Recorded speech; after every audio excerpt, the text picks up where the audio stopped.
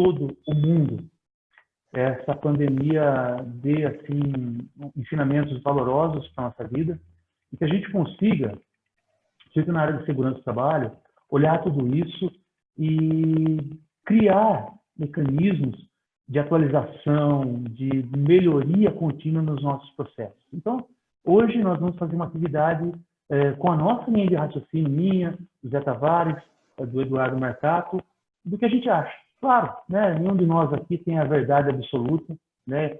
Eu acho que nenhum de nós também quer ter a verdade absoluta. Nós queremos mais passar a nossa linha de visão e receber também, né, a visão das pessoas que estão envolvidas e que estão nos ouvindo e vendo nesse momento. Zé, muito obrigado por esse convite, viu, Zé, pela ideia. Nós conversamos num domingo, acho, num sábado passado, não lembro bem. E na sexta. Na sexta, né? Aí foi rodando e tal, e aconteceu toda essa organização aqui da sua empresa. Muito obrigado por esse momento, do grupo Inovares, instalado inicialmente em Serquilho. Eduardo Mercato, logo em seguida pensei nele, porque é um profissional extremamente capacitado, que me ensinou bastante também, e que eu gostaria de estar junto nesse momento, né? E estamos juntos, e gostaria então que vocês se apresentassem aí da melhor forma para que a gente consiga caminhar. Carlos Serrano falando, né? Eu sou da área de segurança do trabalho também, estou aqui em Olambra, é uma cidade das flores, né? De qual eu tenho muito orgulho, e daqui a gente está tentando expandir o conhecimento para todos, para que a gente consiga realmente emplacar a segurança do trabalho no Brasil ainda mais, né, e proteger. E eu falo sempre, me permitam, dar continuidade nos nossos ancestrais, né? O que os nossos ancestrais fizeram até hoje de segurança do trabalho, eu digo ancestrais, os profissionais que estudaram segurança do trabalho desde 1900 e qualquer coisa lá atrás, vem batalhando muito e nos deixaram um legado. Eu acho que está na hora, nós, cabelos mais brancos assim, ó, também deixar um legado, né? E esse momento, eu acho que é agora, né? Então, vamos lá. Boa tarde, Zé. Boa tarde, Eduardo. Vamos junto. Boa tarde, Carlos. Boa tarde, Eduardo. Eu sou o José Tavares, sou CEO e higienista ocupacional do Grupo Inovares. Nós estamos aqui sediados no interior do estado de São Paulo, na cidade de Serquilho, na cidade de Tietê, né? A gente atua em todo o estado de São Paulo. Trabalhamos com consultoria e assessoria, atendendo empresas de pequeno, médio e grande porte, voltando os nossos serviços para a área de saúde ocupacional, segurança do trabalho e treinamentos. Realmente é uma oportunidade única para a gente se reunir e conseguir discutir esse assunto, né? Pegando um gancho nessa questão do legado, talvez nesse momento de pandemia seja onde a gente consiga, de certa forma, ainda valorizar mais o nosso trabalho e tudo aquilo que a gente tem feito para a IHS, para a SSST no Brasil, ou nas empresas onde atendemos, ou por onde passamos, né? Eu já atuo na área há 14 anos, então praticamente meu primeiro emprego foi voltado para a área de saúde ocupacional, depois fui me especializando nos outros segmentos também, e hoje ao nível de consultor. É notório quanto o segmento de IHS ele evoluiu no Brasil nos últimos anos, e num momento tão difícil como esse, a gente acaba percebendo o quanto a gente tem que evoluir ainda, né? Então, com essa presente dificuldade, com essa situação totalmente atípica e diferente, se torna um momento imprescindível para a gente se reinventar, mas não deixando de lado tudo aquilo que já foi feito no passado, né? Eu vejo o Brasil como um dos países que possui o maior arcabouço legal voltado ao atendimento para IHS. Então, nosso problema nunca foi falta de legislação. Talvez, em alguns momentos, ali, algumas atividades pontuais, a atualização dessas legislações, elas são carentes, e nós estamos passando por um momento de muitas atualizações, mas nunca nos faltou arcabouço legal, principalmente nos últimos 20 anos. Então, é o momento da gente usufruir daquilo que a gente já tinha, colocar em prática e tentar evoluir da melhor maneira possível daqui para frente, para que a gente possa colocar isso a serviço nessa retomada pós-pandemia também, tá? Espero que a gente possa discutir muitos temas. Agradeço pela participação de vocês dois e por todos que estão ouvindo a gente. Obrigado. Assistindo também. Boa tarde, Carlos. Boa tarde, Zé Tavares. Queria agradecer a oportunidade e o convite para conversarmos sobre o que vem por aí, não é? Fizemos uma pausa devido à esta questão da saúde, mas com certeza devemos retomar e planejar o nosso futuro.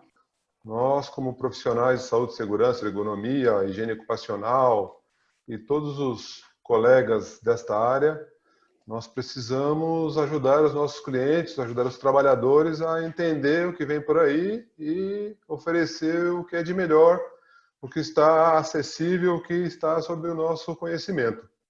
E para isso, esse bate-papo entre nós três e com os colegas que estão chegando será de grande valia, né, para planejarmos o próximo semestre e principalmente o ano de 2021, porque temos aí a promessa da continuidade das revisões das NRs e temos que pensar que haverá essa continuidade, né?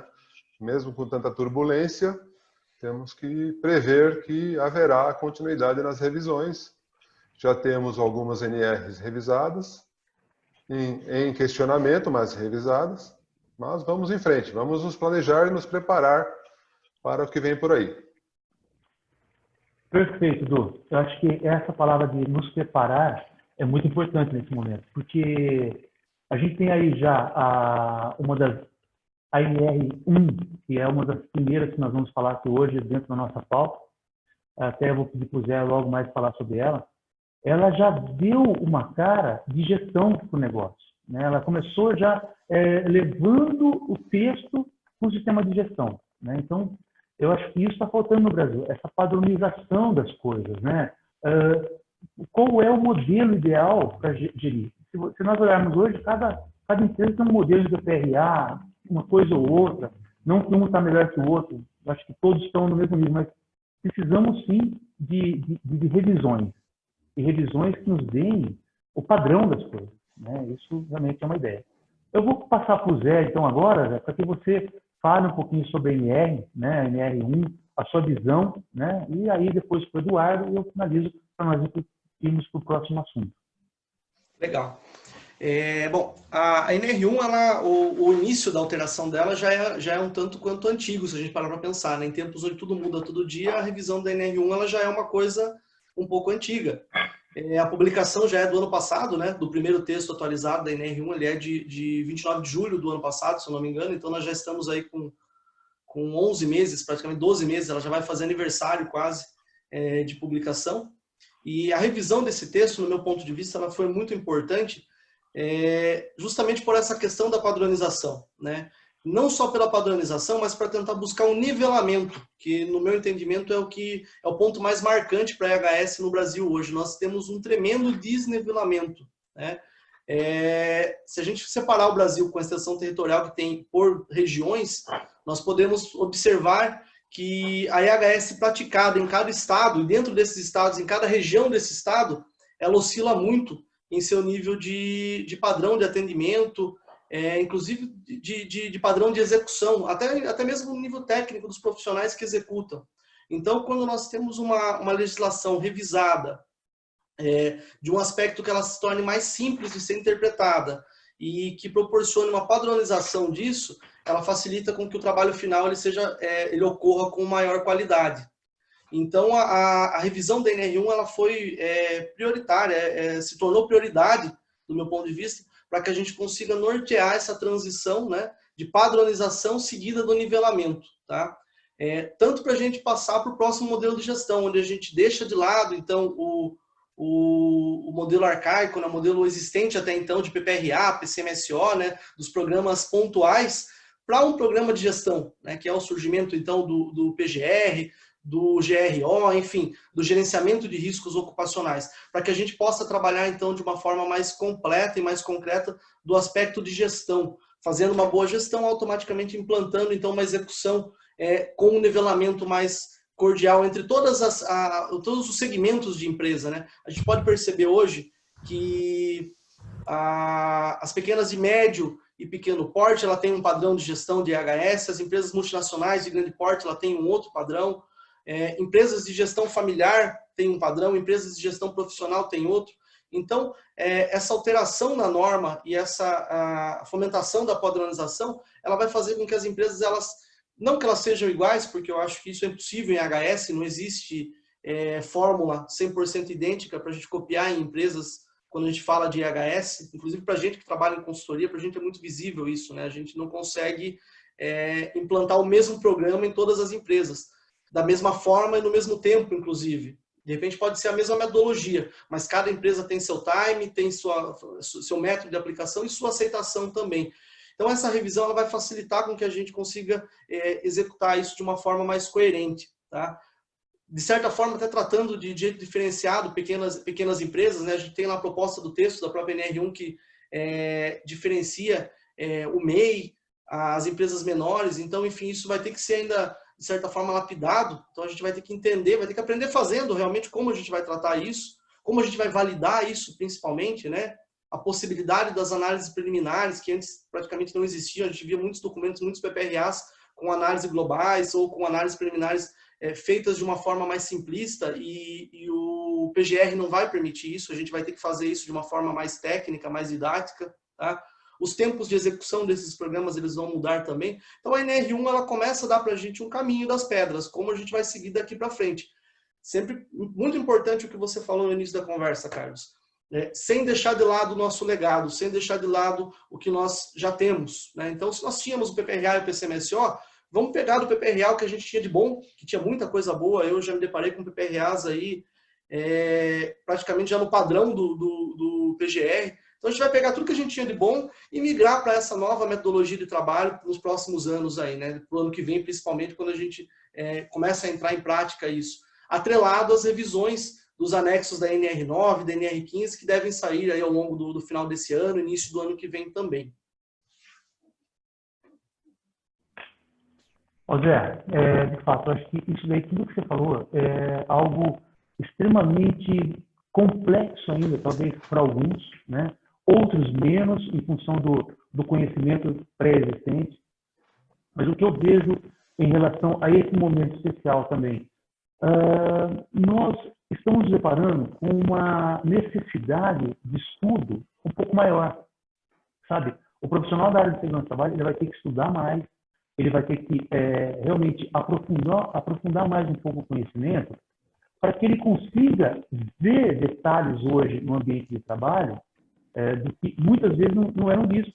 Então, por exemplo, é um caso muito real para mim, né? Uma perícia trabalhista, o perito ele procurando, trabalhando junto com o reclamante, né? Ele viu uma chapa metálica. E essa chave metálica tem óleo, graxa, mexe, o trabalhador atua, né? Não tem. Ele pegou um papel em branco, assim, ó, tirou do caderno dele e passou sobre a chapa metálica.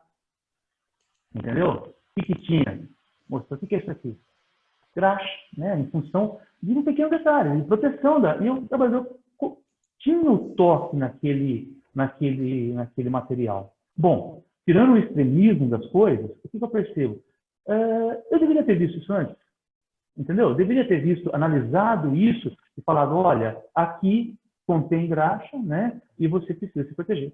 Então, não vou analisar a questão do perito, mas a proteção do trabalhador, né? Então, é o tipo de coisa que nós temos que ter um olhar mais clínico, né? É o momento de nós melhorarmos ainda mais. Precisa todo o controle? Não, é abaixo do nível de tolerância, abaixo até do nível de ação. Precisa controle? Analisaremos. Mas o que eu quero dizer? Precisaremos analisar, né? E jogar isso no sistema, colocar isso na APR, no levantamento dos riscos, e aí, em comum acordo com todo mundo, tomamos uma decisão. Isso está precisando. E principalmente o envolvimento da alta gerência. Alta gerência e supervisão, gente.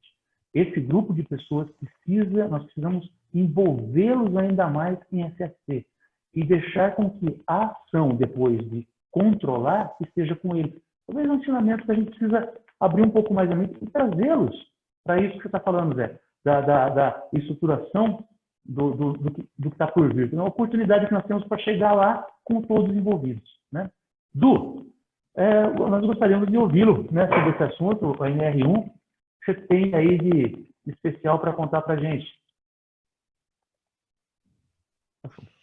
Bom, eu estou encarando todas essas mudanças de forma positiva. Eu estou entendendo, né? Estou acreditando que teremos um diferencial, um avanço, deixando de ser tanto burocrático, né? Atendendo apenas elaboração de documentos para sairmos desse status anterior para um status onde se consiga realmente implantar na área de saúde e segurança um sistema que na qualidade, na produção, especialmente nas grandes empresas, já tem alguns anos, né? Que é o sistema de melhoria contínua, sistema de PDCA.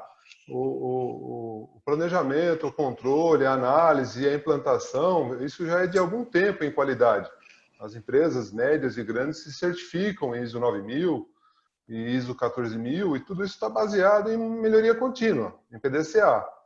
Então, quando eu interpreto o texto proposto para a NR1, eu tenho essa esperança, né? Eu acredito que esse viés da melhoria contínua finalmente chegará, né, para algumas empresas, para a parte das empresas, num formato de PDCA. Ou seja, a NR menciona a necessidade de um gerenciamento de risco através de um programa de gerenciamento. Então, só pelo título, né, só pela nomenclatura, quando você interpreta programa de gerenciamento, significa que você vai continuamente avaliar os teus riscos e propor melhorias para que no tempo você minimize ou elimine aquela questão.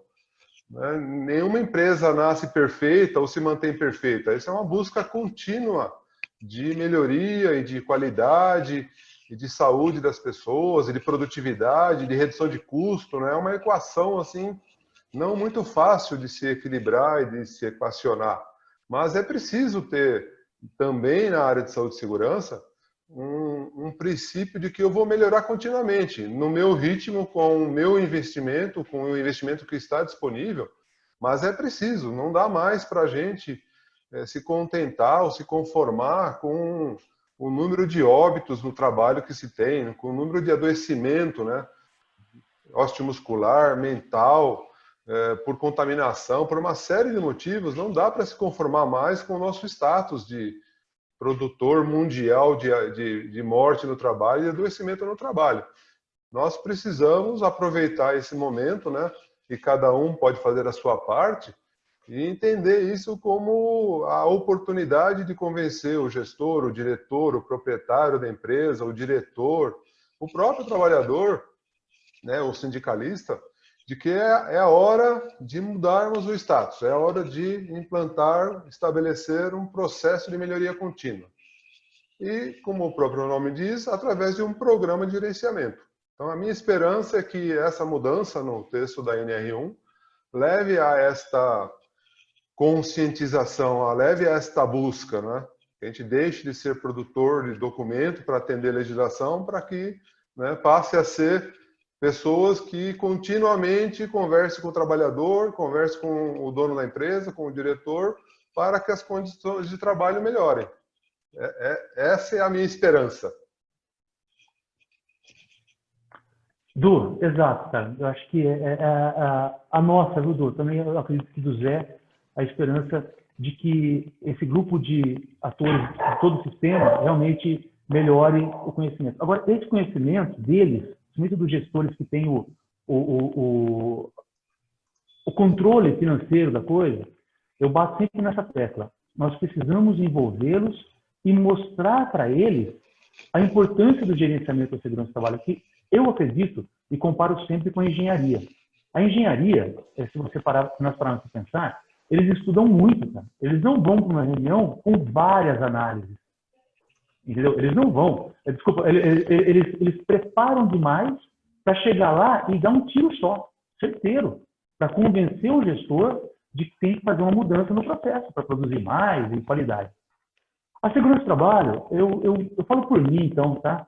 Eu passei muitos anos batendo muita cabeça com isso. Quando eu comecei a perceber que eu ia lá com material preparado, analisado e apresentava, o retorno era imediato.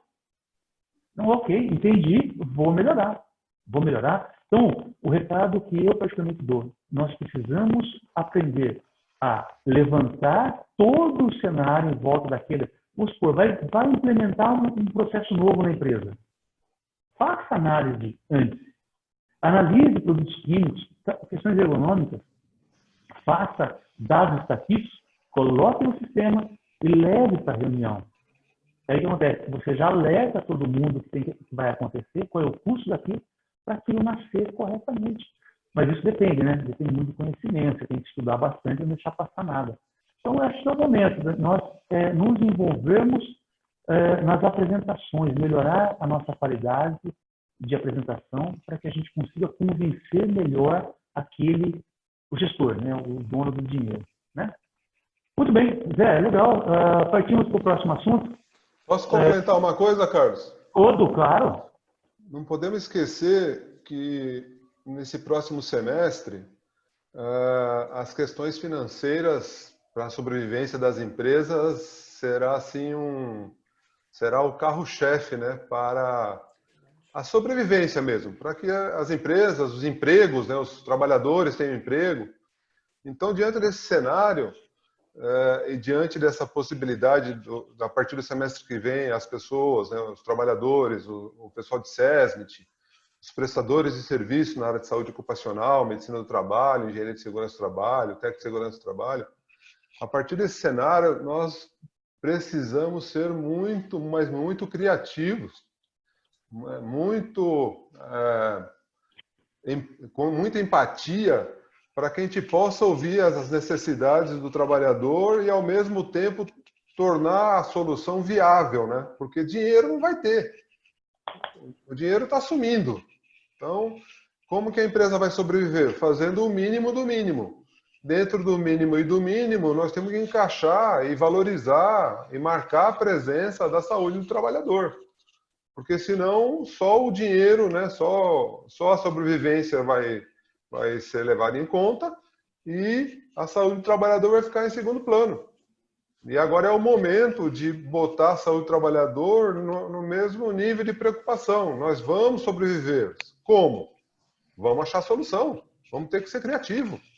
Não dá mais em alguns setores da economia, não dá mais para pensar em investimento milionário ou qualquer tipo de investimento. Vamos ter que fazer com o que tem em casa. Vamos ter que reinventar a roda e deixá-la redonda ainda, né? Para que as empresas sobrevivam, os empregos sobrevivam e a gente sobreviva como prestador de serviço nessa área, né? Então, vamos ter que, como diz o Faustão, vamos ter que dançar nos 30 aí, né? Para que essa equação seja calculada e resolvida. Como sobreviver no segundo semestre com dinheiro escasso e necessidade de implantar um programa de gerenciamento. Esse será, né, um grande desafio. Du, perfeito, cara. Perfeito. Eu acho que isso, cara, a gente vai conseguir. Se nós chegarmos lá na hora de apresentar com dados realmente robustos, né? Robustos e a palavra-chave, até anotei aqui, ó, você falou, a criatividade nossa vai ter que, elevar, para poder achar coisas que melhorem o ambiente com baixo custo. Alto impacto e baixo custo. Acho que essa é a palavra que nós vamos ter que trabalhar bastante no semestre. Zé, você quer falar alguma coisa para fechar, então? Sim, com essa relação à necessidade de readaptação que a gente vai ter nesse próximo semestre por conta dos fatores econômicos, né? A gente já trabalha há tanto tempo, há tantos anos na área de HS, a gente sabe que a maior parte das empresas enxerga ainda esse setor como custo. Então, essa questão de lidar com pouco valor de investimento, pouco capital de investimento, a gente já faz isso há algum tempo, né? Os nossos setores, os nossos SESMITs, eles sempre foram investimentos, de certa forma, até secundários, em algumas empresas até terciários dentro da organização. Então, mais grave que isso agora com a situação econômica vai ser a redução de custo. Então, a gente vai ter que se reinventar mesmo de todas as formas.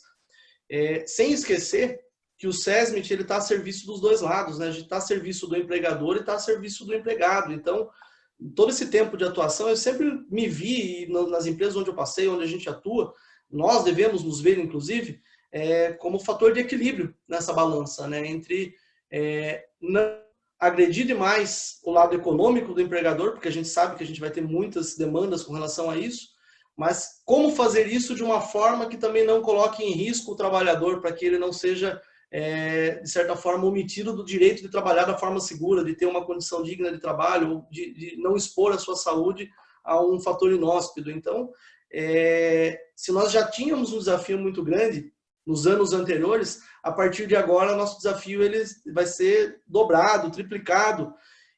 Porém, no momento onde a gente consegue provar o nosso valor, eu acredito que de uma forma mais coerente.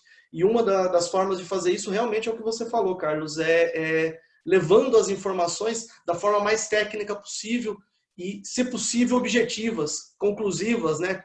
Amparados em dados técnicos e científicos. Eu acho que o nosso trabalho tem que ser dessa forma. Então, o primeiro desafio não é só mudar a cabeça do gestor, do diretor da empresa, mas também mudar a conscientização do profissional de IHS, que ele tem que se capacitar, que ele tem que estudar o dobro. Se ele já estudava, ele vai ter que estudar mais, e ele vai ter que ter uma visão mais generalista do assunto, ele vai ter que ser mais uma visão macro, ou seja, entender o fator econômico da empresa, entender o fator de risco do trabalhador e juntar essas duas medidas para ter a receita ideal para aquela determinada empresa. Então, é um momento que a gente vai ter que se reinventar e provavelmente a gente vai crescer muito em cultura, principalmente em cultura de IHS, justamente pelas próprias regras sociais que a gente está enfrentando e vai enfrentar ao longo dos próximos meses. Uma pergunta, desculpa estender muito esse assunto, mas eu acho ele muito interessante para o momento. Muito né? interessante. Muito. Uma pergunta frequente que sempre surge em grupos, né? Eu faço parte de alguns grupos de saúde e segurança, e uma pergunta que sempre surge é assim: onde é que está na legislação a obrigatoriedade disso? Como se esse fosse o único argumento para convencer um gestor, ou um diretor, ou um dono da empresa a melhorar a condição de trabalho. Por algum motivo, alguns acreditam que as pessoas nesse país só funcionam à base de lei, à base de obrigação. E esse ingrediente da pandemia e da crise econômica vai ter que transcender essa justificativa. Vamos ter que incluir uma outra pergunta. Qual é a redução de custo caso eu implante isto, ou mantenha isso, ou organize desta forma? Qual é a redução de custo? Porque se não, na minha opinião, humilde, se não houver um componente aí de retorno sobre investimento, né, no segundo semestre, eu acredito que mesmo com legislação, mesmo com obrigatoriedade de legislação, o empresário ainda vai olhar com dificuldade, né, vai ouvir com dificuldade a sua solicitação. Então, minha sugestão seria incluir um argumento disto. Olha, nós vamos atender a legislação e a nossa redução de custo vai ser de tanto, para, né, demonstrar que saúde e segurança não é todo o tempo gasto. Pelo contrário. É investimento. Pode ser investimento e pode ser lucro. Depende como você constrói o teu argumento. Perfeito, Du. Eu acho que isso, sabe, Du, nos leva a estudar mais os indicadores da área de segurança do trabalho. Para você chegar numa empresa ou num gestor, uma pergunta, gente, por favor, me falaram aqui, o meu áudio fica legal para vocês aí? Do Eduardo, mas... Ele está picotando um pouquinho, Carlos. Ele está dando uma cortadinha. Ah, é? Mas está chegando, tá compreensível, pode ficar tranquilo. Mas está cortando, né? Tá bom, entendi. Vou falar um pouco mais devagar, então. Os indicadores da área de segurança do trabalho, às vezes a gente subutiliza, nós subutilizamos os indicadores numa apresentação. Então, se você pegar, por exemplo, tiver indicador de taxa de gravidade, taxa de frequência, que é um dos assuntos que eu estudei recentemente, e fazer isso por mês, por exemplo, dentro do ano. Não precisa fazer anual, faz por mês. E mostra por departamento, inclusive. Por que está acontecendo isso lá? Olha, por conta desse item aqui. Quanto custa melhorar? Ah, 100 mil. Quanto nós estamos perdendo com absenteísmo, com afastamento, por conta dessa falha, né? Que está agredindo os nossos indicadores. Então, isso, gente, tem que ser um slide, na minha concepção, e tem que ir junto com o benefício, né? O ganho que se tem nesse momento. Então, indicadores, eu acho que precisamos abusar um pouco mais deles.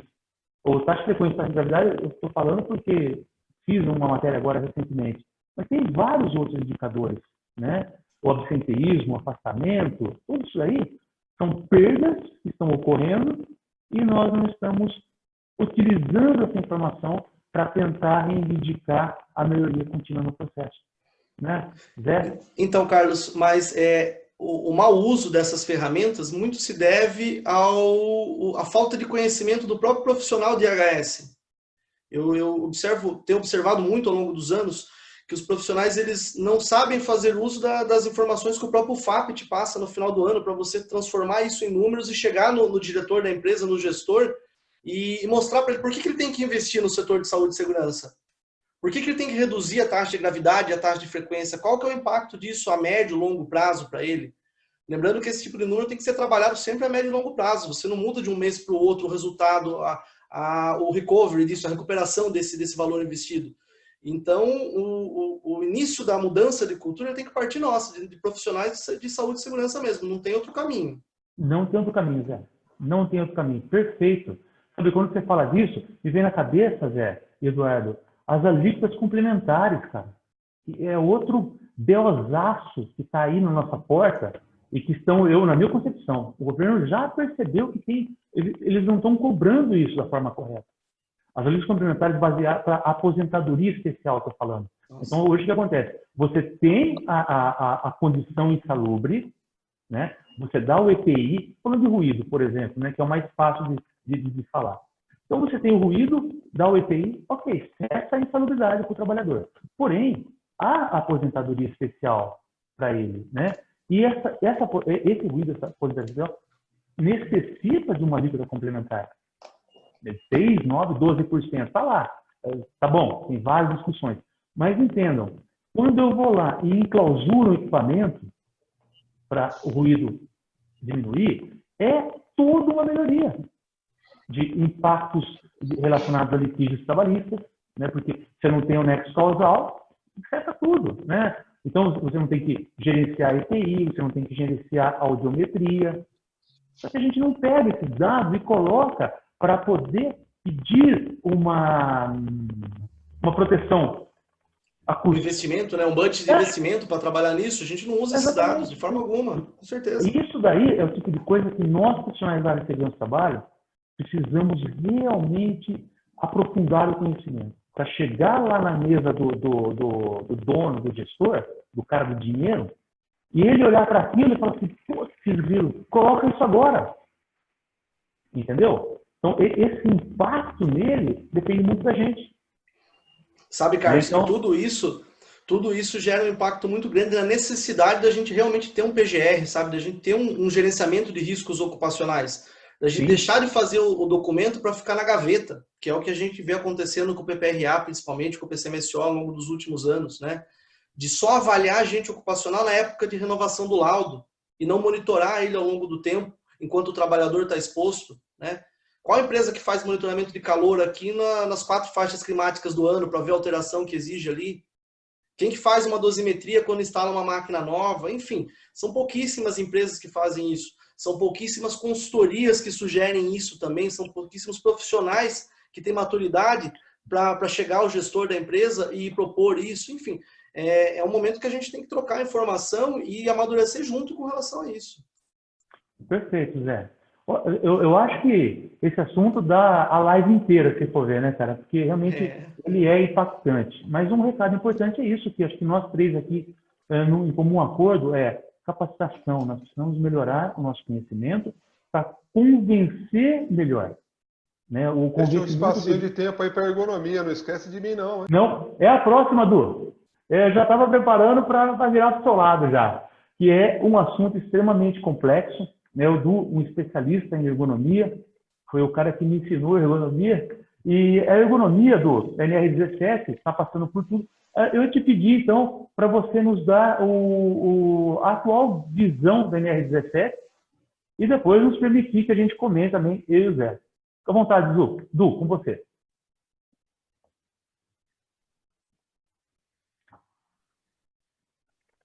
Ele está sem o... Desligou o áudio. Ô, Du! E agora? Aí, já.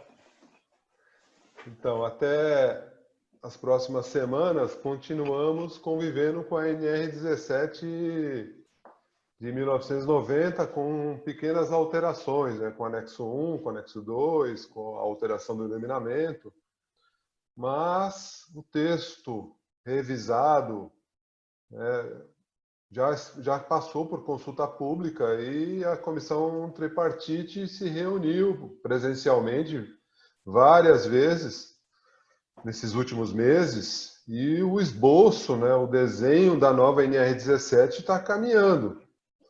Partindo do princípio que o único texto que a maioria teve acesso é o texto da consulta pública, surgiu uma novidade nesse texto em relação ao anterior, que muda e alinha o novo texto ao PGR e GRO.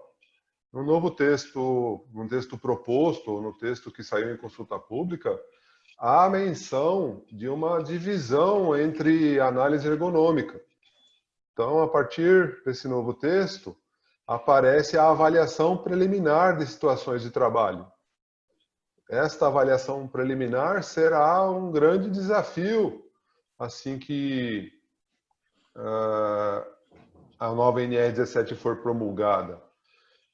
E informação de bastidores, esse trecho do texto que saiu em consulta pública já é consenso. Ou seja, ao terminar as reuniões de comissão tripartite, que agora estão acontecendo virtualmente, a necessidade de avaliação ergonômica preliminar, ela é certa. Então, nós precisamos nos preparar para realizar esse serviço. Quem deve se preparar? Todos aqueles que têm responsabilidade sobre a saúde do trabalhador. Então, dependendo do tamanho da empresa, empresas médias, empresas multinacionais, haverá alguém dentro da empresa ou contratado para cumprir esse item 17.3.1 do novo texto da nova NR17. E esta avaliação ergonômica preliminar subsidiará a implantação das medidas de prevenção e adequação. Então, surge aí uma etapa anterior à análise ergonômica do trabalho, que é esta avaliação preliminar. Como a NR17 anterior e esta, ela não diz como será essa avaliação preliminar. Não diz os instrumentos, não diz que meio, que forma, que roteiro. Então, a partir desse texto, dessa interpretação, dessa avaliação preliminar, cada um vai sugerir um jeito de realizar. Diferente da análise ergonômica do trabalho, que há um manual de aplicação da norma regulamentadora 17 desde 2002, onde há o roteiro da análise ergonômica do trabalho, na avaliação preliminar não existe ainda um documento de recomendação técnica no Ministério do Trabalho de como fazer essa avaliação preliminar. Então surge aí uma dúvida, né, de como fazer. Nós aqui estamos nos preparando para, né, prestar esse serviço, oferecer esse serviço para os nossos clientes. Então, estamos juntando informações da ABNT, da ISO, para que a gente possa atender esse item desta nova NR17. E ainda mais, no item 17.3.1.1, a abordagem pode ser qualitativa, semi-quantitativa e quantitativa, ou a combinação dessas. Ou seja, essa avaliação preliminar não necessariamente precisa ser por calculadora, por software, por Excel. Ela pode ser qualitativa. Eu posso conversar com o trabalhador e perguntar: e aí, tá tudo bem? Você está precisando de alguma coisa? Está confortável? Não está? Eu vou, né, abrir um canal de comunicação com o trabalhador para que ele me ajude a estabelecer se é preciso ou não uma melhoria naquela condição de trabalho. Então vocês percebam que é um campo enorme aí de interpretação e de aplicação para desvendar o que seria essa avaliação preliminar. Nós, aqui da Prodergo, da Marcatos Treinamento, estamos nos preparando para isso. Temos já até treinamento para realizar a avaliação preliminar de risco na área de ergonomia, para atender esse novo texto, essa nova NR17.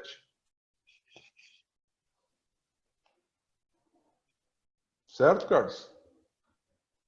Carlos está sem áudio.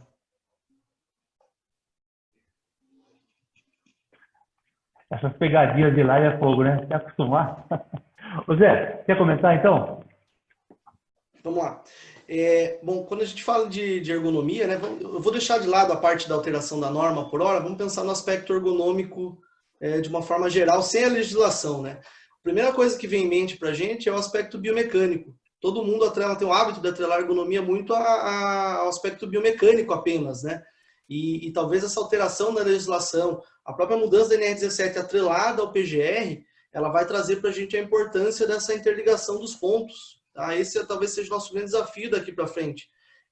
Como avaliar a questão psicossocial do trabalho, a questão psicológica, cognitiva do trabalho, quais ferramentas a gente vai usar para isso, né?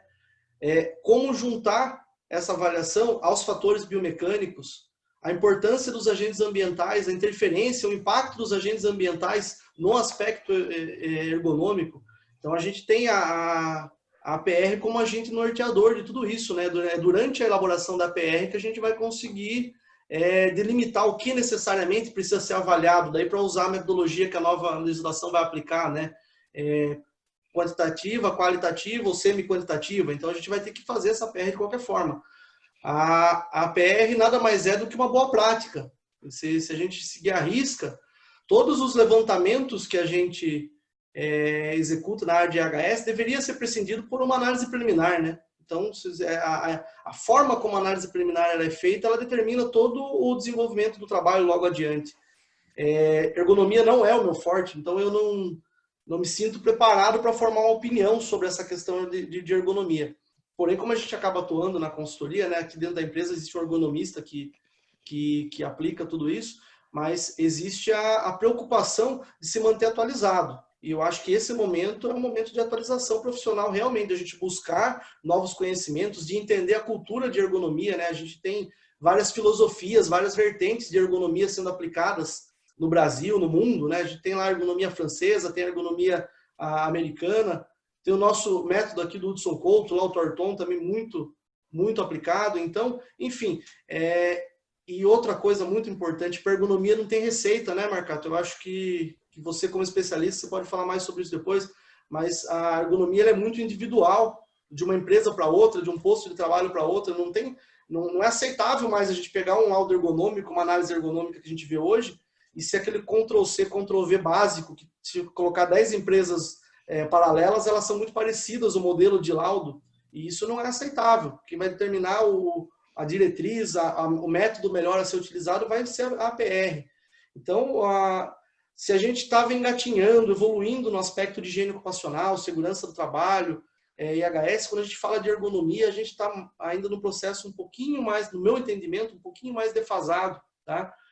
Até as próprias empresas, a importância que o empregador dá hoje para os aspectos ergonômicos, ele tem que ser mais valorizado.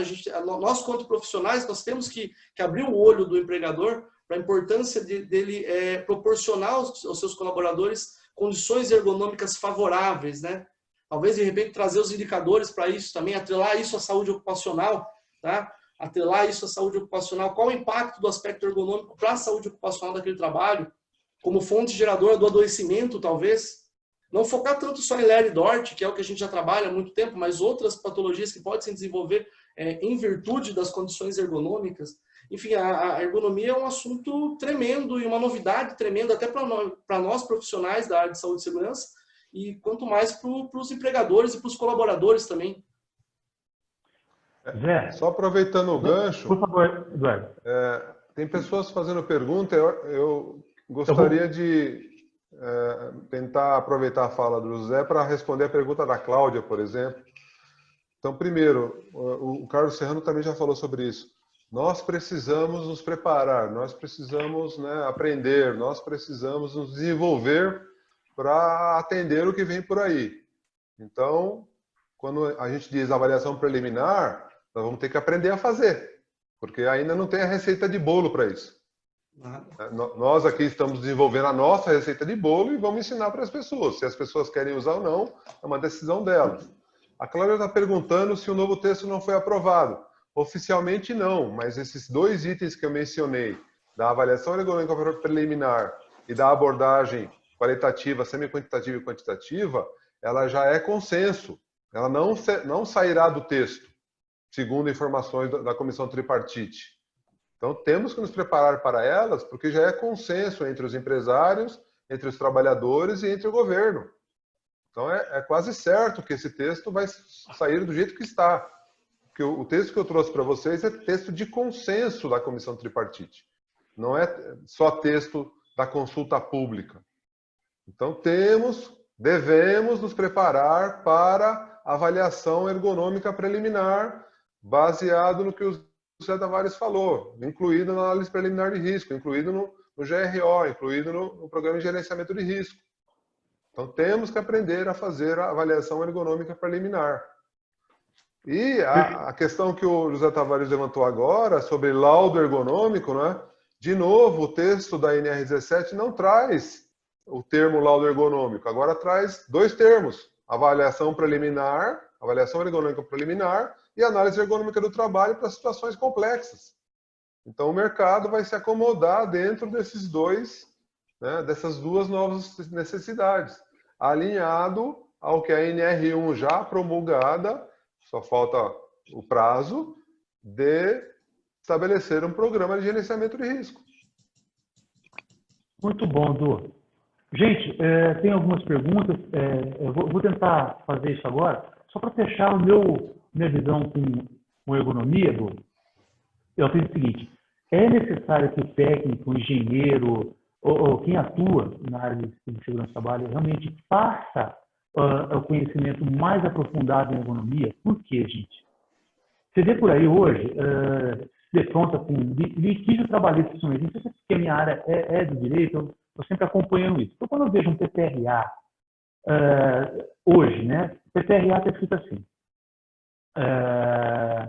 ergonômico, risco ergonômico, má postura, lesão, dores musculares, é isso. Isso é muito simplista, né? E o técnico de segurança, propriamente dito, ele não tem um conhecimento tão aprofundado para poder falar de ergonomia na profundidade que deveria ser. Então, precisa realmente uma especialização. Precisa ir lá, estudar um pouco mais. Pode colocar o risco ergonômico no PPRA? Eu parto do princípio que tem que ser através da análise ergonômica feita por um ergonomista. Aí eu pego a análise ergonômica, insiro aquilo que ele colocou no PPRA. Não simplesmente coloco a informação para dizer que eu coloquei ergonomia lá. Então, qual é o impacto disso? Quando você pega um litígio trabalhista, não estou falando aquele de boa-fé, né? O litígio trabalhista de boa-fé que realmente aconteceu, que lesionou o trabalhador. Eu falo daquele litígio trabalhista de má-fé. Infelizmente ocorre, paciência. Então, o técnico de segurança, com um olhar um pouco mais protetivo também ao empregador, ele tem que, ao colocar essa informação no PPRA, ter base técnica para aquilo ser realmente colocado de forma consciente. E não que vá gerar lá na frente um desmérito ao empregador. Então, esse cuidado nós precisamos ter também. Então, os ensinamentos que o Eduardo dá, que eu aprendi muitas coisas, então, nos leva a isso, né? Essa PR que você comenta, Zé, a necessidade da PR é realmente olhar a questão ergonômica de forma técnica e não de forma subjetiva, que vai causar um estrago no sistema lá na frente, dependendo da situação, né? Então, isso é muito importante. Gostaria muito agora, não sei se todos toparem, a gente tem aqui, quem pediu primeiro para abrir a pergunta foi o José Gaudêncio, né? Você está aí? Gaudêncio está por aí? Deixa eu ver. Eu até pedi para ele pedir.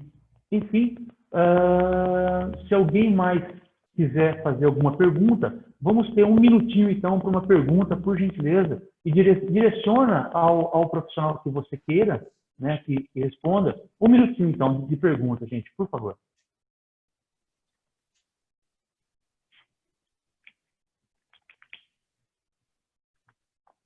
Ok, não tem problema nenhum.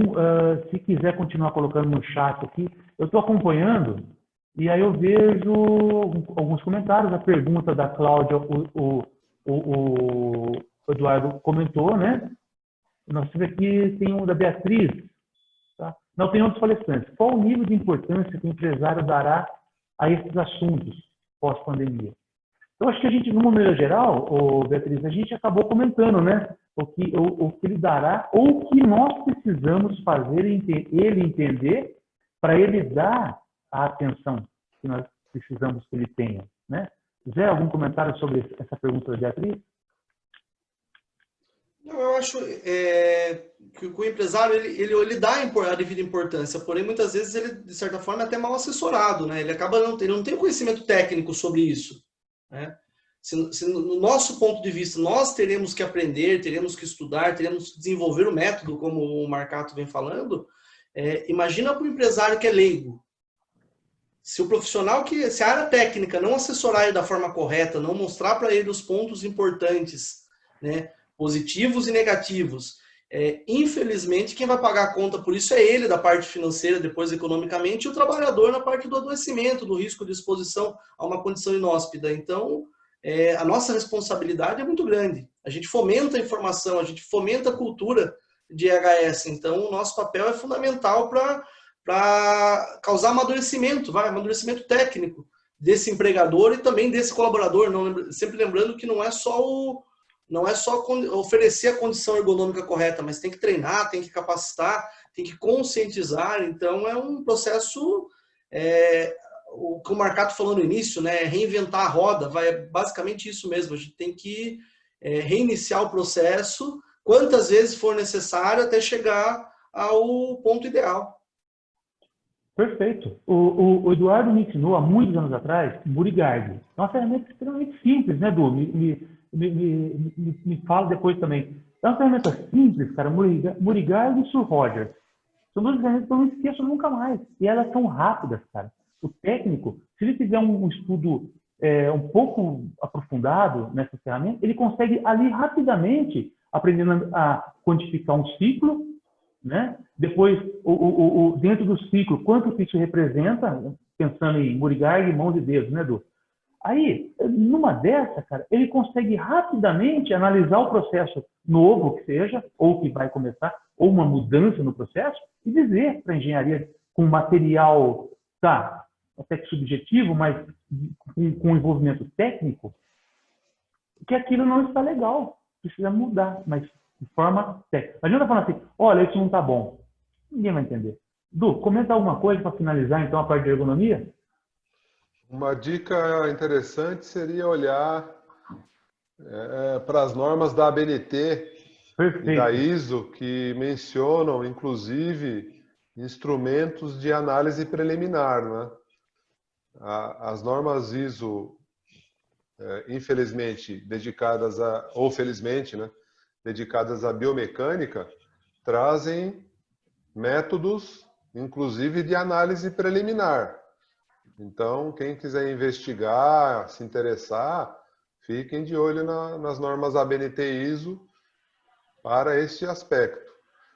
Para as questões cognitivas e psicossociais, também tem instrumentos de análise preliminar, já reconhecidos, inclusive, pela Associação Nacional de Medicina do Trabalho, como análise preliminar, não como diagnóstico se a pessoa tem ou não tem uma doença, né, estresse, depressão. Análise preliminar de risco no ambiente de trabalho. A Associação Nacional de Medicina do Trabalho já divulgou na sua revista um método de análise preliminar. Então, é o que você disse, Carlos. Nós, né, profissionais do SESMIT, profissionais de ergonomia, precisamos estudar. para né, desmistificar, para esmiuçar o que seria essa análise preliminar na ergonomia. É a análise ergonômica da escola francesa? Não. A análise ergonômica da escola francesa é para situações complexas. Vai levar semanas, meses para você chegar em algum lugar. A análise preliminar não tem nada a ver com a análise ergonômica. Então, precisamos dar, né, a dose correta para aquela etapa da norma que menciona análise preliminar, análise ergonômica para situações complexas. Então, me parece que esse novo texto, que já é consenso, ele traz essa novidade, né? A possibilidade de você ter uma análise mais abrangente, mais geral, para você identificar onde estão os seus problemas, as suas oportunidades, para depois você partir para uma investigação mais próxima, mais complexa. Esse é o princípio, né, do novo texto da NR 17. Então, vamos desmistificar, vamos aprender a fazer análise preliminar e depois vamos praticar a análise ergonômica do trabalho. Du, perfeito, cara. Numa dessas você respondeu a pergunta da Cláudia, né? Se há uma PR ergonômica. Então, você já comentou, né, que a própria ISO tem a BNT e você falou da Associação de Medicina. Ô, Du, não está saindo. Associação Nacional de Medicina do Trabalho. Perfeito, já respondeu a perguntinha da Cláudia também. E, gente, é isso aí. Eu acho que a APR, ela necessita que você tenha um conhecimento básico em alguma ferramenta de análise. Não estou dizendo uma ferramenta mais complexa, mas a ferramenta básica ali para fazer rapidamente e dar os apontamentos, eu acho que vale a pena a gente investir um pouquinho nisso, né? Perfeito.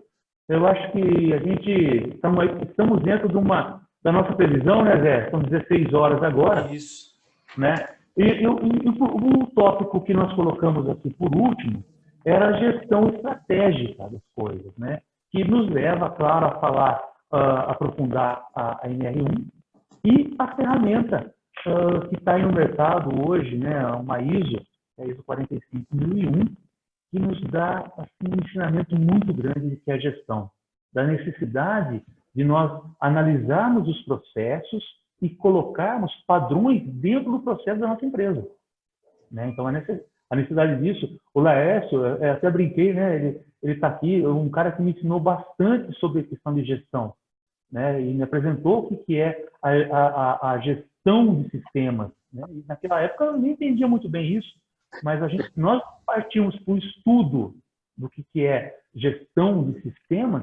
Agora a segurança do trabalho está realmente amadurecendo isso dentro da área de segurança do trabalho. Precisamos sim acompanhar. Então, eu gostaria, Zé, que você fizesse um comentário, talvez linkar aquilo que você comentou do nivelamento das coisas e tal, dentro de uma gestão estratégica, que é uma palavra que eu particularmente gosto muito, né? Você montar estratégias dentro do negócio que você está envolvido. Por favor, Zé. Eu acredito que a gestão estratégica, Carlos, Eduardo, ela está muito ligada a tudo que nós já falamos, né? Por quê? Porque no aspecto da gestão estratégica, a gente coloca em prática o que eu chamo de julgamento profissional técnico. É o que eu faço com todas as informações que eu tenho lá do PGR, que eu tenho da análise ergonômica, que eu tenho do próprio PCMSO, do Programa de Gerenciamento de Saúde Ocupacional, que eu tiro das minhas APRs, o que eu vou fazer com isso? Né? Onde eu tomo a decisão, onde eu julgo as informações que eu possuo e uso isso como método para tomar, como método não, mas como embasamento para tomar a decisão técnica, o julgamento técnico do que fazer na empresa, definir minhas prioridades, né, no aspecto de gestão, de investimento, prioridade de treinamento, enfim.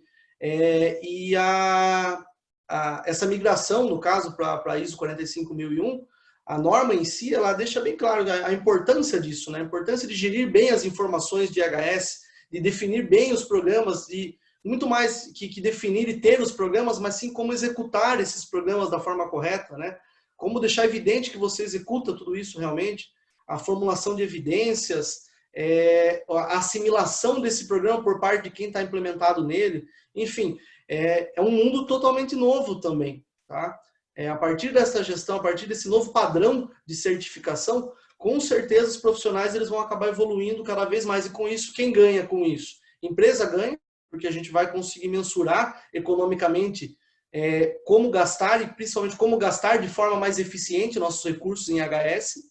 E o colaborador com isso é o maior favorecido, porque ele vai ter um ambiente mais saudável, ele vai ter uma condição de trabalho mais salubre, se a gente avaliar nesse aspecto, né?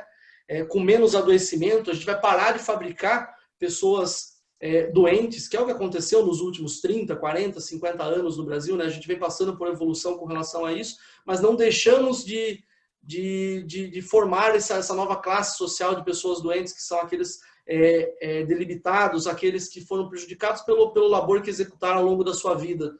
Não só envelheceram por conta da senescência, mas envelheceram também pelo labor que executaram. Então é um momento totalmente novo, onde cada profissional vai ter que colocar a serviço do seu empregador ou quem trabalha com consultoria, sua equipe multidisciplinar. Eu acho que a 45.000 ela exige a atuação de uma equipe multidisciplinar para a gente atender todos os parâmetros dela também, conseguir colocar em prática todos os programas de gerenciamento. Então, atrelado a isso, como fazer isso no mundo pós-pandemia, né? Onde a gente vai sair cheio de restrição, onde a gente vai ter que mudar nossos hábitos, já mudamos e vamos mudar ainda mais, né? Sempre lembrar isso, frisar isso, que a gente não vai virar o mês de julho, virar a chave, acabou tudo, volta como estava e a gente starta os nossos desafios só de IHS. Não, a gente tem os nossos desafios profissionais de IHS atrelados a todas as restrições que a pandemia nos proporcionou até aqui e vai continuar nos proporcionando nos próximos meses, provavelmente.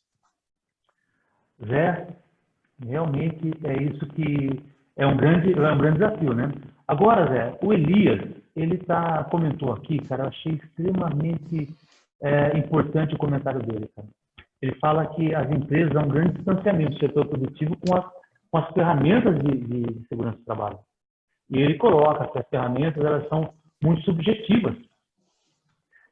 Olha, sinceramente, é tudo que a gente comentou aqui hoje. Da importância do técnico, do profissional da área de saúde, ele ter uma aproximação maior com o setor produtivo, com a engenharia, com o cara do financeiro, e dando para ele ferramentas mais objetivas e não tão subjetivas.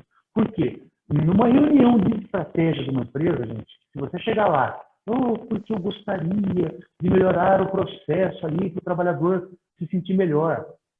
Gente, isso aí funcionou talvez até alguns anos atrás. Não é assim. Nós precisamos ter ferramentas objetivas, com quantificação, indicadores que mostrem que nós fizemos um estudo muito apurado daquilo que a gente levou para a reunião para pedir 100 mil reais, 50 mil reais, não sei de investimento, seja 10 mil reais, 5 mil reais. Então, muito bem colocado, Elias, nós estamos aqui justamente em cima disso que você está colocando, né? A questão do distanciamento que nós temos em relação à quantidade de informações que nós temos que levar e tentando ser mais objetivos. Então, quando o Eduardo comenta sobre ergonomia, o Zé falou também das ferramentas de análise, é diferente.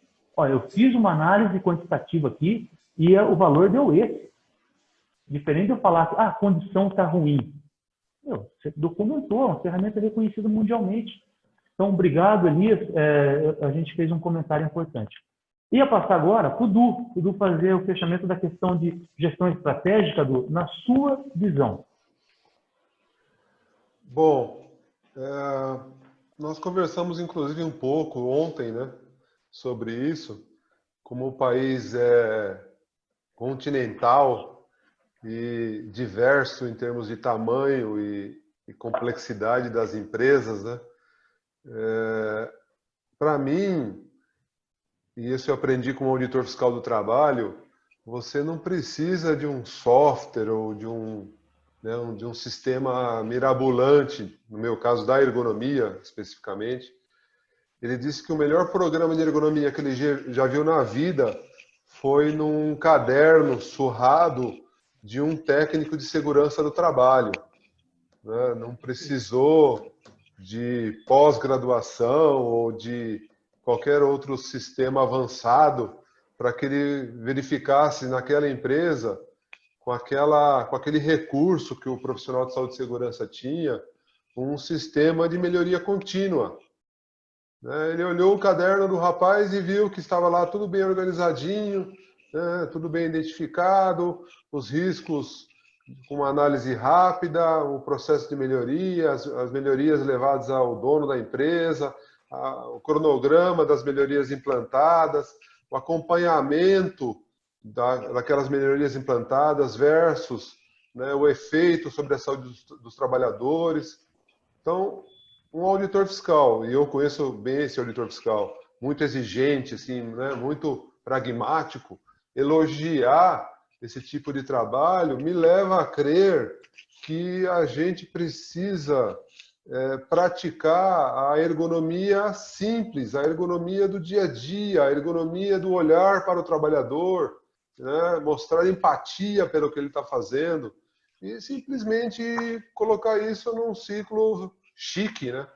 Um ciclo chique de PDCA, que o colega da área de saúde, segurança e trabalho colocou num caderno e foi elogiado, né? Então, muita gente me pergunta, Eduardo, qual é o software que você utiliza para fazer seu programa? Eu falei, olha, eu uso 4 planilhas de Excel. Eu conheço. Entendeu? Para que software? Para que sofisticar uma coisa que é o dia a dia, é o simples, né?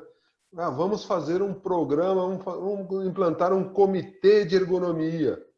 Eu coordenei comitê de ergonomia numa multinacional americana com 7.000 funcionários. Era um parto garantir a presença. Reunião para fazer reunião. Era uma fábrica de papel para passar em auditoria. O que funcionava? Funcionava quando eu ia lá conversar com o trabalhador, ouvia o trabalhador, verificava que a solução era simples, falava com a manutenção, resolvia, voltava lá, e aí, melhorou? Melhorou, Eduardo, obrigado. É isso que resolve, entendeu? Então, para mim, esse sistema de gestão é um sistema de gestão que funciona de acordo com o tamanho da empresa, com a capacidade financeira, com o número de funcionários, com a região, com o nível de, né, educação e treinamento e formação das pessoas. Tem que funcionar na sua realidade. E não ficar pegando um pacotinho pronto, né? Que software é? Não sei. Para mim, eu não uso software, eu uso 4 planilhas de Excel. E funciona? Tem funcionado. E que tamanho de empresa? Pequena, média e grande. Por quê? Porque Excel ou qualquer formulário, né? Hoje tem vários níveis de Excel ou fornecedores de Excel, né? Não é só mais o Excel da Microsoft, tem outros modelos e sistemas parecidos, similares, de graça. Então não precisa ser Excel, tem que ser um programinha que faz cálculo e você consegue montar um plano de ação, por exemplo. Então, com 4 planilhas. Quais são as planilhas, Eduardo? O inventário, o mapeamento, o plano de ação e a verificação da eficácia. 4 planilhas. O que é verificação da eficácia? Os indicadores que você tem. Não invente indicadores. Use os indicadores que você tem. Você controla o seu absenteísmo? Isso, ok. Esse é o seu indicador. Você vai acompanhar e verificar a melhoria no seu indicador. E é claro que a presença do trabalhador, a palavra do trabalhador tem que estar aqui no indicador, né? No acompanhamento. No acompanhamento e no indicador. Porque não adianta nada fazer melhoria e o trabalhador achar que é pioria. Não faz sentido, né? Então, 4 planilhas. Inventário, antes de NR1 com PGR e GRO, hein? Inventário, mapeamento, plano de ação e acompanhamento, indicadores. 4 planilhas de Excel. PDCA. Entendeu o meu sistema de gestão, Carlão? Maravilhoso, cara. Olha, toda vez que você fizer isso, eu vou lembrar disso aí, cara. Obrigado. A Andréia comentou aqui, talvez a gente tenha falado disso, mas talvez um comentário específico. Depois de toda essa pandemia, o transtorno mental dentro da nossa área está ligado à ergonomia, aquela ergonomia psicossocial, né, cara? Eu não sei, Edu, talvez você tenha alguma visão sobre isso já, da questão esse estresse todo que está acontecendo, como isso vai impactar no trabalho, né? Quando a gente for retomar, e espero que seja rápido. Né? Sim. Haverá um impacto. Ele pode ser, né? A maioria prevê que seja negativo, mas quando você, por exemplo, o trabalhador que estava em home office e volta a ser presencial, volta ao convívio dos colegas, isso tem aspectos positivos e não positivos. Então, cada indivíduo vai manifestar essa volta, né, de uma forma. O que é mais importante é que a gente tenha em mente de que as questões psicossociais, né, as questões de assédio, de pressão no trabalho, elas, né, vêm com o tempo e precisa ser generalizado, né? Eu preciso ter isso, né, num grupo de trabalhadores. Quando a questão é individual, você precisa fazer um tratamento de saúde naquela pessoa, porque ela absorveu de forma diferente aquela questão. Então, ela especificamente precisa de um cuidado. Então, a medicina do trabalho ou o prestador de medicina do trabalho vai ajudar nessa questão. A questão é o coletivo, né? O quanto voltar a ter trabalho presencial ou não, né, vai afetar aquele grupo. Talvez sair do home office e voltar ao presencial seja um alívio para as pessoas. Só o tempo dirá. Então, nós precisamos de ficar de olho, né? Uma das principais ferramentas de ergonomia é perguntar, aí, está tudo bem? Né? Se você pergunta isso para um grupo ou individualmente, você vai ter uma resposta. Se aquele grupo, se aqueles indivíduos, né, voltaram com um nível de saúde mental similar ao que tinham, bom ou ruim, espero que bom. Ah, mas eu quero usar um instrumento. Use esse instrumento da Associação Nacional de Medicina do Trabalho, da revista, o HSE-IT. É um questionário simples, com poucas perguntas. Você distribui, o trabalhador preenche anonimamente, você vai ter um resultado do grupo né, a percepção de alguns indivíduos, mas sem denominar o indivíduo. Aí você vai ter que investigar qual é o indivíduo que precisa de ajuda. Ah, eu quero ser mais profundo, análise ergonômica do trabalho. Então você tem várias esferas e níveis de aprofundamento da questão. Que a gente espera que após pandemia a gente tenha mais saúde mental, a gente espera. Mas cada indivíduo vai reagir de uma forma. Muito bem. Pedir para o Zé fazer os comentários, e também, se o Bruno tem alguma pergunta lá. Eu tenho duas que eu vou comentar aqui antes de você entrar. Da Beatriz, elogiando a live. Obrigado, Beatriz, em nome de todos aqui. E falando da questão de dar a voz ao trabalhador e atingindo bons objetivos. Eu acho, perfeito, casou com o que eu penso, o Zé também já se pronunciou desse jeito. Precisamos envolver mais os trabalhadores nas mudanças das organizações. Né? Isso é fundamental, isso é fonte de pesquisa de uma grande multinacional na qual eu trabalhei, e um dos pontos principais era isso, ele queria ser envolvido nas mudanças da empresa. Simples assim. Então, na hora de fazer uma mudança do imposto, na hora de determinar algum tipo de controle, envolver o trabalhador, isso é muito importante. A Maria Clara, aliás, a Maria Clara é uma estudiosa de questões de afastamentos e questão de atestados, né? Eu acho isso muito importante, fazer gestão e atestados. Gente, ela tem uma fala muito legal sobre isso, que é a questão de nós olharmos os atestados com mais carinho. O atestado dá muita informação, né? O absenteísmo, por que está tendo tanto absenteísmo? Então, os nossos indicadores, para que a gente determine ações de correção. Ela está dizendo que ações estratégicas de segurança do trabalho, sem dúvida, farão toda a diferença no cenário da pós-pandemia. Mudança de visão não é custo, é investimento. Exatamente isso. Mudança de visão nossa da segurança do trabalho é necessária para que a gente consiga convencer o homem do dinheiro, né? Os nossos gestores lá, clientes, gerentes e assim por diante. Zé, suas considerações finais, então? Com relação a essa abertura, né, da participação do trabalhador, até no aspecto de auxiliar na tomada de decisão, eu acho fantástico. A fala do Eduardo foi perfeita, não tem muito o que acrescentar, não. Realmente é isso. Em que ponto, principalmente?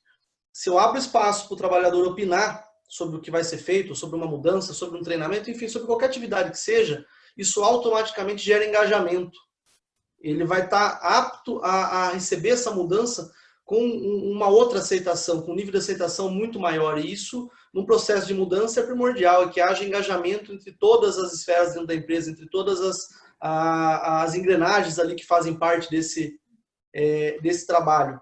Então, o reflexo disso é saúde, né, gente? A gente trabalha para promover saúde, não adianta, a gente nunca pode esquecer disso, tá? Com relação à fala da Maria Clara, né, a questão da mudança de visão, essa questão do atestado. O atestado realmente ele fala muito. O atestado permite que você consiga, de certa forma, até entender algumas coisas que o trabalhador não tem coragem de falar para o seu supervisor, para o seu líder, ou de repente para o departamento de saúde ocupacional, mas ele nas entrelinhas, ele descreve o que o cara está sentindo e está engasgado, muitas vezes. Então, o departamento de RH, o departamento de saúde ocupacional, ele tem que avaliar isso com todo carinho, com certeza.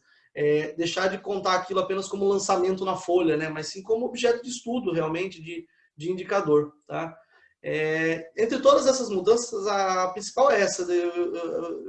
Na minha equipe, com o meu pessoal, com os clientes onde a gente aborda, a gente sempre procura gerar esse engajamento de todas as engrenagens, né? Que todos tenham o mesmo objetivo. Talvez atuando em níveis diferentes, mas com o mesmo objetivo ou com um objetivo muito parecido. Isso se torna, facilita demais a execução do nosso trabalho, né? Perfeito, Zé. Eu acho que realmente tudo que a gente falou aqui, o que eu vejo, Zé, Eduardo e o grupo aqui todos reunidos, a gente não falou nada que a gente não soubesse. Todos aqui realmente já ouviram isso em algum momento. O que falta, gente? Realmente, quando nós trabalharmos com gestão, automaticamente essas coisas não serão perdidas, não é verdade? As coisas elas estarão dentro de um checklist que eu vou ter que revisar. Por exemplo, treinamentos, gestão sobre treinamentos. Pô, fiz análise da tarefa do trabalhador. Ele tem uma tarefa X. O que ele tem? Mexe com produto químico, opera empilhadeira. Opa, opera empilhadeira? Treinamento é treinamento. Então, automaticamente, uma gestão, Carlos Alberto Serrano, treinamento de empilhadeira. Se eu tiver isso de forma documentada, para eu passar por uma possível auditoria, não vou esquecer mais. Então, isso é muito importante. A gente ter gestão, e essa estratégica, quando a gente acrescenta a gestão estratégica, no sentido de se aproximar mais do palavreado técnico da engenharia, do supervisor, né? E do próprio cara do dinheiro. Du, suas considerações finais, né? Para que a gente encerre, então, já vamos aí, estamos dentro, né? Já passamos aí alguns minutinhos que a gente tinha na ideia, né? Tá ótimo. Tá ótimo, tá bem gostoso conversar. Eu acho que desejo que todos aqui na sala, eu contei aí, tem quase 30 pessoas, tenham assim um amadurecimento junto com a gente, porque, como eu falei no início, ninguém aqui é dono da verdade, estamos todos juntos nos unindo para melhorar cada vez mais dentro de cada negócio, do negócio do Zé, negócio do Eduardo, e de cada um que está aqui dentro. Eduardo, então, por favor, suas considerações. Eu só queria agradecer a oportunidade que você me proporcionou, Carlos, José Tavares, de bater esse papo, né? É claro que a mídia atual nos massacra com essa questão da pandemia, mas nós precisamos sair um pouco desse furacão, dessa informação, e pensar como nos estruturar para essa pós-pandemia, né? Não podemos acreditar que isso vai durar 6 meses, 1 ano. É claro que nós vamos sair de um pouco diferentes, mais cuidadosos, usando mais máscara, usando mais álcool em gel, incentivando mais reuniões à distância, via os recursos que estão disponíveis, né? Menos presenciais, treinamentos mais à distância do que presenciais. Então, felizmente, algum benefício essa pandemia nos traz de ensinamento. Então, diante desse cenário econômico um pouco mais difícil, nós precisamos nos preparar a oferecer para os trabalhadores e para o pessoal de saúde e segurança recursos, informação, né, para que nesse segundo semestre, a partir do ano que vem, a gente saia melhor. Melhor no sentido de adoecermos menos os nossos trabalhadores, afastarmos menos, né? Preferencialmente nenhum óbito, né? Trabalhar para zero. Muita gente fala em zero acidente, eu vou além, né? Zero adoecimento, para que a gente, né? Adoecimento do trabalho, para que a gente tenha realmente essa meta alcançada de trabalho saudável, né? Trabalho não pode ser a tradução da origem dela, que vem vem do instrumento de tortura, né? Trabalho é algo que pode dar prazer, né? Pode dar segurança financeira. Trabalho também tem benefícios, né? Então nós precisamos explorar e vender e atuar e, né, construir esse trabalho saudável. Não é fácil, né? É mais fácil falar do que fazer, mas nós precisamos botar isso na mente. Em vez de zero acidente, zero ocorrência, né? Zero quase acidente, incluindo aí os adoecimentos, né? Ter trabalhador com saúde. Acho que esse é o principal objetivo. Em vez de falar de zero acidente, é trabalhador com saúde física e mental. Olha que sonho. Boa. Né? Boa. Trabalhador com saúde física e mental, para que trabalho seja realmente aquilo que dê prazer, aquilo que nos faz com motivação acordar de manhã, rever os colegas de trabalho, obter resultado e voltar para casa, né, com saúde, com integridade. Afinal, vivemos num país democrático. E nessa democracia, um dos maiores direitos que eu vejo, o principal, é que a pessoa tenha saúde. E saúde no trabalho. Eu queria agradecer a vocês pela oportunidade e me colocar à disposição aí para novos bate-papos, novos parpites. Eu gosto muito da parpite. Boa. Certo? Muito bom, Du. Puta, obrigado a você. Zé, eu vou deixar você terminar, Zé, fechar a sala. Eu só queria, para finalizar, Du, essa questão que você colocou da nossa mudança de cultura. Eu tenho um estudo que eu venho fazendo há algum tempo, e assim, nós temos um sério problema em zero acidente. Eu não gosto muito dessa numeração, zero acidente, no sentido de quê? O que é um zero acidente para mim? Zero acidente é o cara não estar lá em altura sem cinto de segurança.